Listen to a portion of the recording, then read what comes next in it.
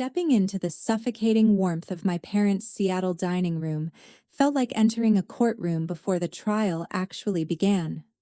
My name is Alicia, and I am 32 years old. 3 days ago, my older sister called me the family disgrace in front of 12 guests, but she had no idea that I held the power to destroy her entire career. She invited me to Thanksgiving dinner not to catch up on our lives or ask about the business I built from scratch, but to use me as a prop for her own ego. My older sister immediately wrinkled her nose while pressing a silk handkerchief against her face, as if I had brought a contagious plague into their pristine home instead of a holiday pie. She made sure every important guest at the table noticed her disgust before loudly asking why I insisted on wearing clothes that reeked of wet dog fur and poverty. The humiliation reached its breaking point when she stood up to point a manicured finger toward the exit while screaming the words that would eventually seal her fate. She looked me in the eye to say, "Don't bring your trouble here because nobody wants to deal with your mess. So what did you expect, since for 5 years this family has been ashamed of you?" I refused to give her the satisfaction of a public argument, so I simply turned around to walk back out into the freezing Seattle rain without shedding a single tear. My silence was not weakness, because my mind was already focused on the thick legal file sitting on my desk, which contained the fraud lawsuit I planned to file against her the very next morning. Before I tell you how I wiped that arrogant smile off her face inside a courtroom, and the choice I made when they begged for mercy, please take a moment to like and subscribe if you enjoy seeing justice served.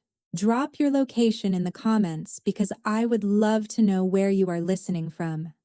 Everything started to change at a critical turning point 5 years ago when I made a choice that permanently altered the trajectory of my life. I remember the rainy afternoon when I finally gathered the courage to withdraw from my prestigious law program to pursue my true passion for pet care services. My mother, Patricia, reacted to the news with a level of volcanic fury that shook the walls of our childhood home because she believed I was throwing away a golden ticket for a life of cleaning up after animals. She slammed her hand against the marble kitchen counter while declaring that not a single cent of family money would support my embarrassing new venture.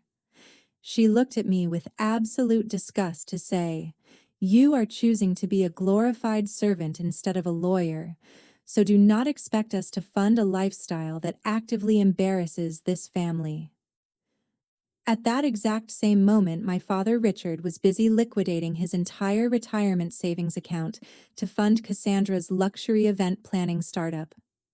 He proudly announced at dinner that investing in Cassandra was the smartest financial decision he could make because she represented the radiant future of our lineage. My parents toasted to her upcoming success with expensive champagne, while I sat there drinking tap water knowing that I was completely on my own. They handed her a check for $200,000 to lease a downtown office space while I struggled to scrape together enough change to buy flyers for my dog walking business. I watched them celebrate a company that existed only on paper while they mocked the business plan I had spent months perfecting. During those desperate early months of building my company from nothing, I encountered my husband Grant under the most unglamorous circumstances imaginable. My battered delivery truck had broken down on the side of the highway during a chaotic delivery run and left me stranded with 3 barking golden retrievers in the back. Grant pulled over in his rusted pickup truck to help me change the tire with hands that were covered in grease and engine oil. We connected instantly over our shared work ethic and the fact that neither of us minded getting our hands dirty to get a job done right. He did not look at me with the judgment I saw in my parents' eyes, but instead saw a woman who was fighting for her dream with everything she had. When I finally brought him home to meet my parents, they looked at his calloused hands and stained work boots with undisguised contempt. My mother asked him if he ever planned to get a real job or if he intended to play with cars like a child for the rest of his life. They had absolutely no idea that the man sitting at their table was actually a master artisan who restored vintage vehicles for billionaires and possessed contracts worth more than their house. Richard sneered at Grant's work shirt across the dinner table and said, "I suppose the world needs people to scrub the grease off our cars, but I honestly thought my daughter had enough self-respect to marry someone who uses his brain instead of his hands." Grant simply smiled politely at their insults without ever feeling the need to boast about his waiting list of high-profile clients or his substantial income. He held my hand under the table to give me strength, while my father continued to make snide comments about how manual labor was suitable for people who lacked the intellect for business. We channeled that rejection into fuel by working 18-hour days to expand Seattle Paws into the city's premier pet service provider. Grant and I lived in a tiny studio apartment to save every possible dollar, so we could reinvest our profits into something more permanent than flashy cars or designer clothes. While Cassandra was busy burning through Dad's money on launch parties, we were quietly purchasing rundown apartment complexes in developing neighborhoods. We spent our weekends renovating these properties ourselves to increase their value without ever breathing a word of our growing real estate portfolio to my family. They continued to pity my struggle while we were silently building an empire that would eventually overshadow everything they thought they knew about success. Our nights were filled with the exhaustion that comes from honest work, but our bank accounts were growing faster than anyone could have imagined. Grant would come home covered in dust from the workshop, and we would review our financial statements with a sense of quiet pride that nobody else needed to understand. We realized that staying silent was our greatest advantage because it allowed us to operate without their jealousy or interference. Every insult they threw at us became another reason to buy another property and secure another contract. The gap between their perception of our poverty and the reality of our wealth was becoming a canyon, but we were perfectly content to let them believe we were struggling. 3 years ago, on the day of my parents' wedding anniversary, the escalating tension between our two worlds finally erupted into open hostility during a celebration that was designed to exclude us. Cassandra had taken it upon herself to organize an incredibly lavish anniversary gala at one of the most expensive hotels in downtown Seattle, which she claimed was a gift from her thriving company. She spent weeks bragging to every relative about the exclusive guest list and the gourmet menu, while deliberately keeping the specific details of the evening hidden from Grant and me until the very last minute. We arrived at the ballroom dressed in our best formal attire, only to discover that my sister had calculated every single aspect of the evening to remind us of our supposed inferiority. The hostess let us past the tables near the stage where my parents and the wealthy family friends were seated and guided us all the way to a small round table tucked behind a decorative partition near the kitchen doors. We realized with a sinking feeling that Cassandra had seated us at the overflow table, reserved for the hired photographers, the event staff, and the noisy young children of distant cousins who were too small to sit with the adults. I watched my parents laughing under the crystal chandeliers at the center of the room, while my husband and I were forced to shout over the sound of crashing dishes and crying toddlers just to hear each other speak. It was a deliberate social exile intended to show everyone present that the family viewed us as nothing more than the help who had been allowed inside, out of pity. The humiliation reached its absolute peak during the gift presentation ceremony, when guests began bringing their expensive offerings to the main stage. Grant had spent 3 months working late into the night to paint a hyper-realistic oil portrait of the first home my parents bought together, which was a sentimental tribute to their 40-year journey. As he stepped forward to present the canvas with a shy smile, Cassandra intercepted him before he could even reach our parents. She grabbed the microphone to ensure her voice boomed across the silent ballroom and looked down at the painting with a sneer of theatrical amusement. She laughed loudly enough for the back row to hear and said, "Is this a painting from a mechanic?" Surely Mom and Dad must hang it in the storage shed for it to match the feng shui, because it certainly does not belong here.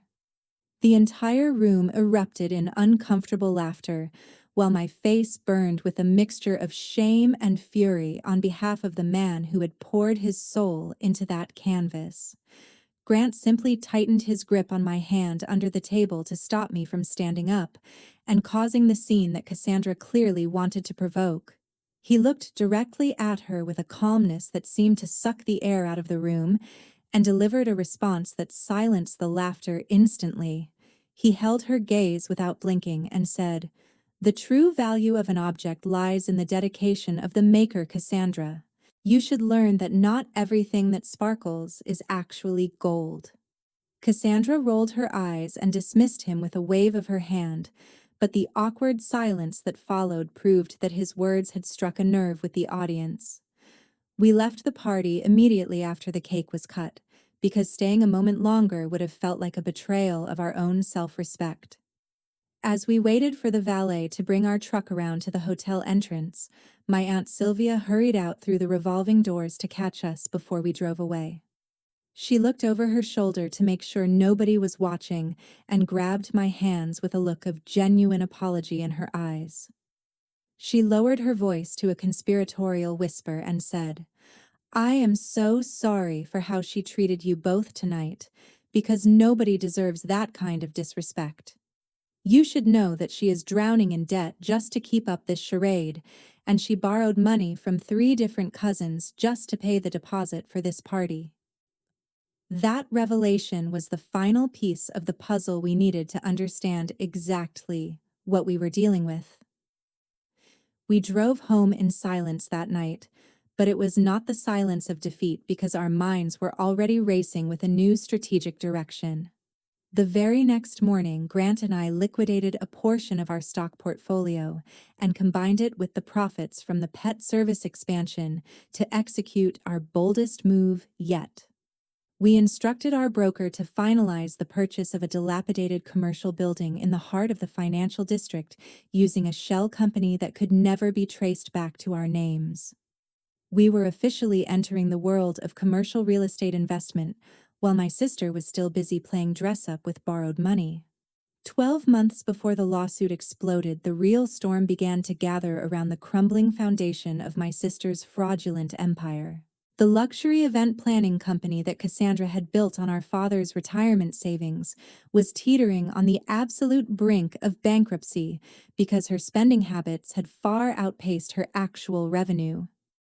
She became desperate to maintain the illusion of success for her social media followers, so she began to fabricate sophisticated financial reports to solicit capital from external sources. She created counterfeit invoices from non-existent vendors and inflated her profit margins by 300% to make her failing business look like a thriving gold mine to anyone who did not look too closely. I would never have known the extent of her criminal activity if it were not for a terrifying discovery made by my best friend Heidi, who works as a senior risk analyst at the largest commercial bank in Seattle. Heidi called me for an emergency meeting at a private coffee shop one rainy Tuesday morning and slid a thick manila folder across the table with trembling hands. She looked over her shoulder to ensure nobody was listening before pointing at the loan application Cassandra had submitted to her department just 24 hours earlier. Heidi tapped her fingernail against the profit and loss statement on the top of the stack and looked at me with a mixture of fear and professional concern. She leaned in close to whisper the warning that would launch my plan into motion and said, "Your sister is playing a dangerous game, Alicia. These figures are completely fabricated and she is committing federal bank fraud." I stared at the documents in stunned silence as I realized that my sister had crossed the line from mere irresponsibility into verifiable felony territory. If I reported her immediately, she would likely face a slap on the wrist, and my parents would inevitably sell their house to bail her out of trouble yet again. I decided that I needed to teach her a lesson that she could not escape from, so I instructed Heidi to reject the bank loan quietly to force Cassandra to look elsewhere. I went back to my office and immediately established a shell corporation called Horizon Ventures, which was designed to look like an aggressive angel investment firm looking for high-risk opportunities. We approached Cassandra through my legal team, without ever revealing my identity, and offered her a lifeline of $2 million in exchange for equity and strict operational control.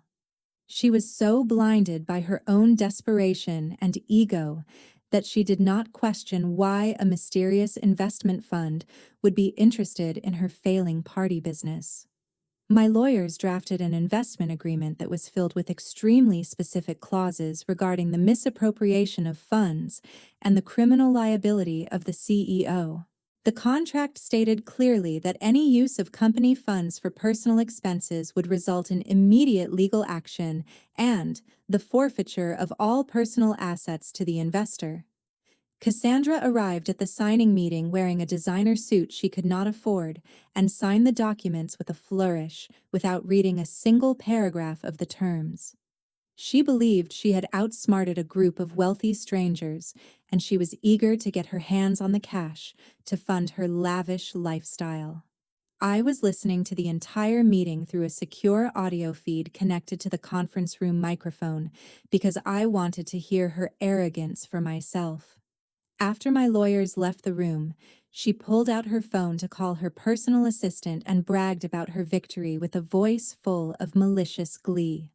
She laughed loudly into the receiver and delivered the confession that I would later use to destroy her when she said, "These investors are so stupid for believing me. I am going to use this money to buy the new penthouse first."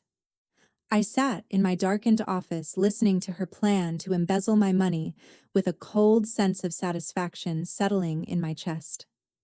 I picked up the authorization tablet on my desk and stared at the screen that was waiting for my final approval to transfer the $2 million. I knew that by pressing that button, I was not giving her a lifeline, but rather handing her the rope she would use to hang herself. I pressed my thumb against the glass to authorize the wire transfer and watched the confirmation bar load with the knowledge that the trap was officially set. Cassandra thought she had just won the lottery, but she had actually just signed her own prison sentence. 1 week after that disastrous Thanksgiving dinner, the ticking time bomb was finally triggered by a single automated notification on my secure server. I was sitting in my office reviewing the quarterly projections for the pet service chain when the internal audit system of Horizon Ventures flashed a red alert on my primary monitor. The algorithm had detected a massive unauthorized transaction from the corporate account that I had entrusted to my sister just a few months prior. I opened the detailed transaction log and watched in disbelief as the evidence of her stupidity unfolded right before my eyes in high definition. Cassandra had transferred $500,000 directly from the company operating fund into her personal checking account to purchase a limited edition Porsche and pay off her suffocating credit card debt. She had violated the most critical clause of our investment agreement, which explicitly prohibited the use of capital for personal enrichment under penalty of immediate criminal prosecution. I picked up the phone to call my lawyer, Franklin, who had been waiting for this exact moment ever since we drafted the contract. Franklin reviewed the digital evidence with professional efficiency and confirmed that we had everything we needed to execute the final phase of our plan. He asked me if I wanted to offer her a chance to explain herself, but I told him to proceed with the maximum penalty allowed by the law. Franklin replied with a tone of grim satisfaction and said, "I will file the emergency motion to freeze her assets immediately, and we will have the process servers interrupt her little party within the hour."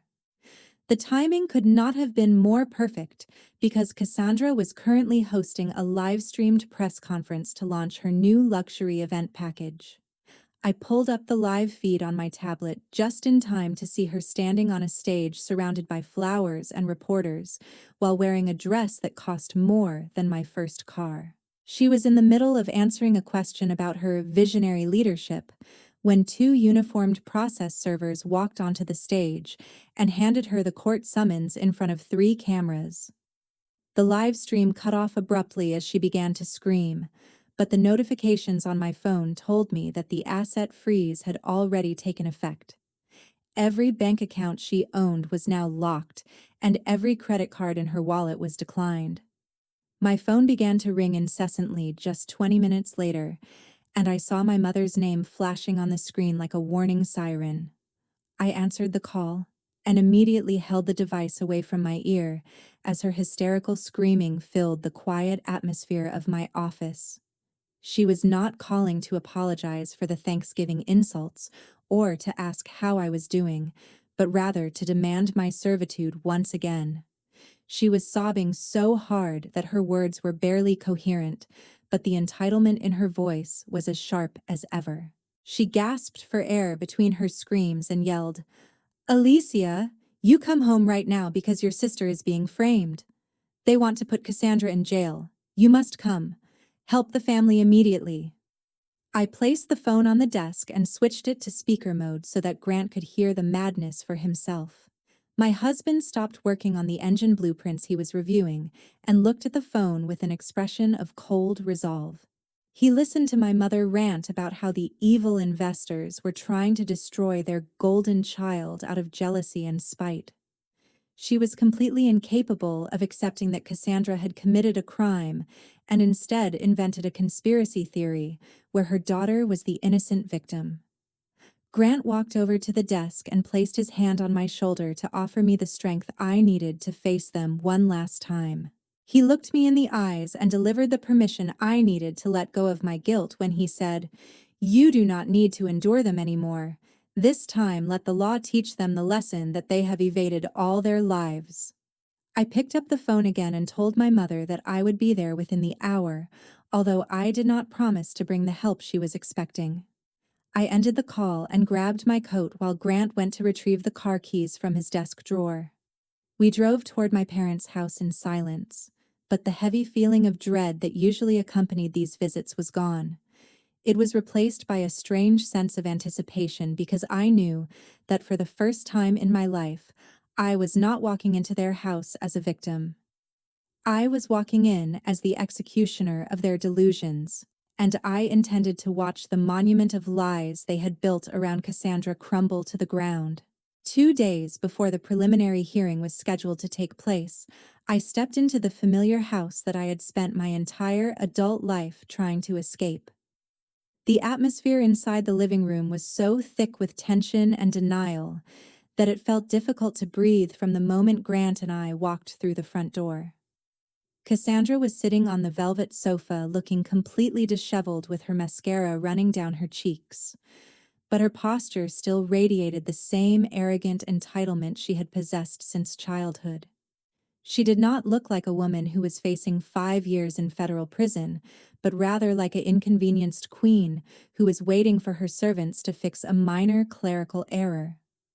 When she saw me standing in the doorway, she did not offer a greeting or an apology for the chaos she had caused, but instead immediately launched into a list of demands. She pointed a shaking finger at me and ordered me to liquidate my little pet shop immediately because she had calculated that the sale of my business combined with the mortgage from Grant's house would generate enough cash for her bail. She spoke with absolute conviction that my livelihood was nothing more than a disposable asset that existed solely to serve her needs during this crisis. She looked me in the eye without a shred of shame and told me that it was my duty as the younger sister to sacrifice everything I had built to ensure that she did not have to spend a single night in a jail cell.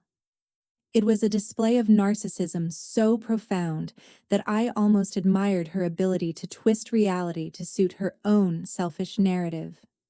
My father, Richard, was pacing back and forth across the rug like a caged animal, and he immediately jumped in to support her delusional demands with aggressive enthusiasm. He slammed his hand down on the coffee table hard enough to make the china rattle and screamed that I was being selfish for hesitating to help the family star. He looked at me with a face twisted by misplaced anger and shouted the words that proved he had never respected me for a single day of my life. He gestured dismissively toward my husband and yelled, The career of your sister is the face of this entire house. What value do your little cats and dogs have anyway? You must sell everything immediately to save her." Grant took a step forward to intervene, but I held up my hand to stop him because I needed to handle this conversation on my own terms.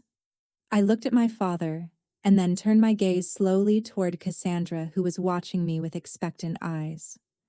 I did not raise my voice or show any emotion because I knew that facts were far more damaging than insults could ever be. I walked closer to the sofa until I was standing directly over her and asked the question that I knew would shatter her fragile defense. I kept my voice perfectly level and asked, "Are you absolutely certain that you are innocent? Or did you actually take that money from the investors to buy the Porsche that is currently sitting in the driveway?" The color drained from Cassandra's face for a split second before her expression twisted into a mask of pure, unadulterated rage. She grabbed a heavy crystal water glass from the table and hurled it directly at my face with all the force she could muster in a sudden explosion of violence. Grant moved with the lightning reflexes of a man who works with dangerous machinery and swatted the glass away before it could make contact with my skin. The glass shattered against the fireplace with a deafening crash that silenced the room for a heartbeat before Cassandra began to scream. She stood up on the sofa like a petulant child and shrieked, "What do you know about anything? I am a CEO and I have the right to use that money however I see fit. You are just a failure who is jealous of me." Her confession hung in the air like a toxic cloud and confirmed everything the audit had already told me about her complete lack of remorse. She genuinely believed that her title gave her the right to steal, and that laws were simply obstacles for ordinary people that should not apply to her genius. I looked at my parents to see if they were shocked by her violence or her admission, but they were only looking at me with accusatory eyes for provoking her. It was the final confirmation I needed to sever the emotional tether that had bound me to their dysfunction for 3 decades. I straightened my coat and looked at each of them in turn, with a gaze that was devoid of the fear they were used to seeing. I realized that no amount of money or logic would ever make them see the truth, because they were addicted to the lie of Cassandra's greatness. I turned toward the door and delivered my final verdict to the room that was still ringing with the echoes of breaking glass. I spoke clearly so there would be no misunderstanding and said, "Very well. If you are confident that you are right, then let the judge decide. I will not spend a single cent on this greed."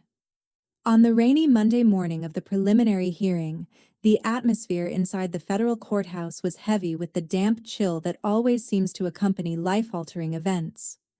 Inside the sterile mediation room, Cassandra sat huddled together with my parents on the defendant's side of the mahogany table, while looking significantly less confident than she had during our argument 2 days prior.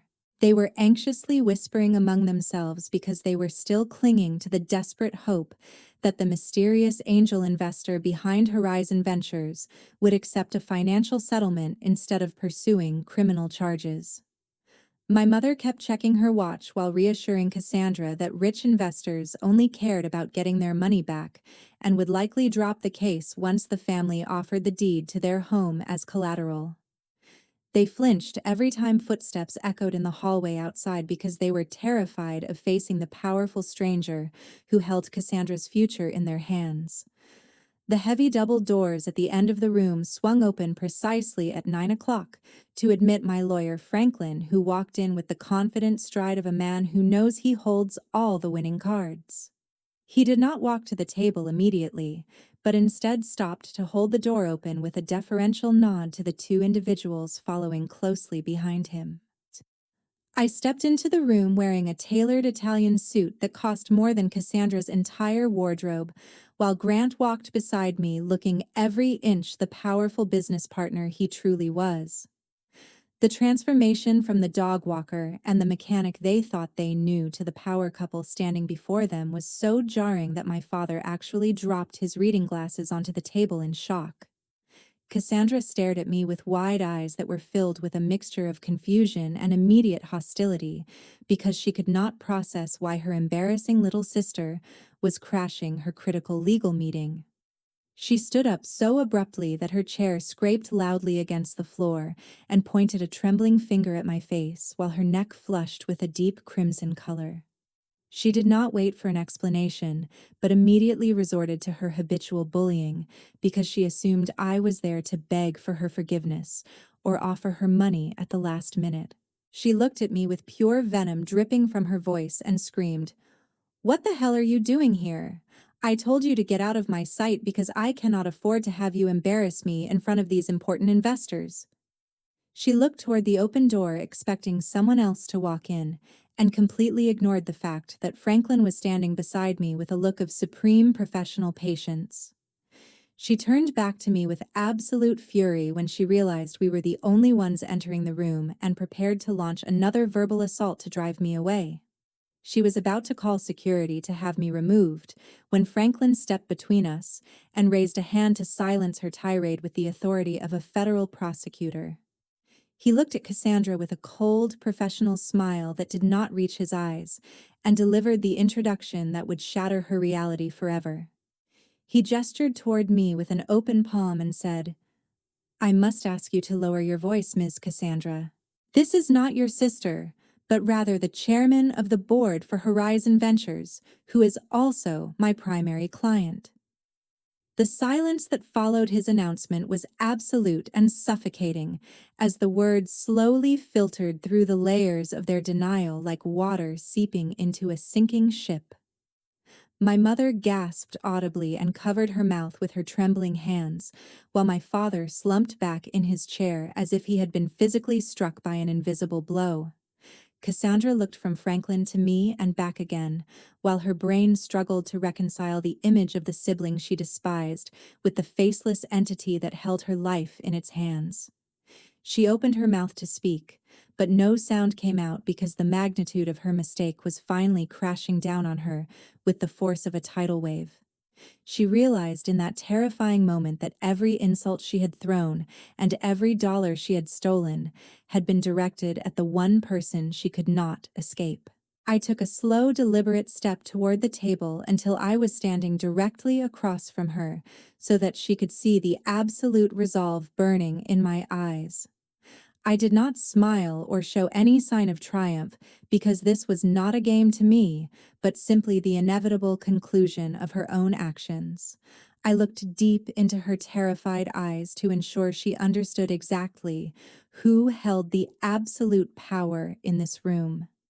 I delivered the sentence that would haunt her for the rest of her life and said, "I am the investor pressing charges against you." 6 months after the final verdict was pronounced, the dust has finally settled on the ruins of the empire my family tried to build on a foundation of lies. Cassandra is currently serving the first year of her 5-year sentence in a federal correctional facility after being found guilty on multiple counts of wire fraud and embezzlement. The local newspapers had a field day with the story of the glamorous CEO who stole from her own sister to fund a lifestyle she could not afford. The article that detailed her fall from grace described her not as a visionary entrepreneur, but as a cautionary tale of greed and narcissism that destroyed an entire family. She lost absolutely everything, including her reputation and her future prospects, because the business community now knows her name is synonymous with deceit. My parents suffered a fate that was perhaps even more painful than prison, because they were forced to face the humiliation of losing the status they valued above all else. The bank moved swiftly to foreclose on their home because they had foolishly signed the deed over as collateral for Cassandra's bail bond, which was forfeited when additional fraud charges were brought against her. They were evicted from the house where I grew up and forced to move into a dilapidated one-bedroom apartment in a neighborhood they used to make fun of during our Sunday drives. They now live paycheck to paycheck while trying to survive on my father's meager Social Security checks because his retirement savings were completely incinerated in Cassandra's bonfire of vanity. I received a handwritten letter from my mother yesterday morning, which arrived in an envelope that was stained with what I assume were tears of regret. She wrote 3 pages of rambling excuses in which she blamed Cassandra for deceiving them, while simultaneously begging me to remember that families should always support one another in times of crisis. She described how the heating in their new apartment does not work properly, and how my father sits by the window all day staring at nothing because he cannot handle the shame of his new reality. She ended the letter with a desperate plea for a monthly allowance that would allow them to move back into a respectable neighborhood so they could show their faces in public again.